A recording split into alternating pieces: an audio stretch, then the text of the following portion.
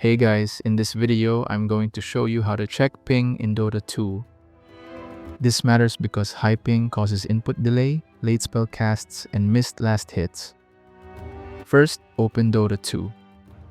Click the gear icon in the top left corner of the screen, then Game.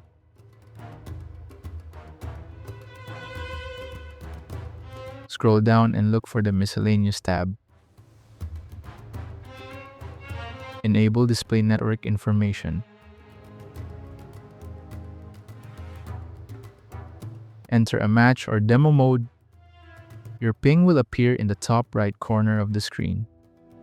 For smooth gameplay, aim for under 60 milliseconds. Anything above 100 milliseconds starts to feel delayed, especially on reaction-based heroes. Keep in mind to always check your matchmaking regions and only choose regions that are closest to you for the best experience. And that's how to check ping in Dota 2. Thank you so much for watching.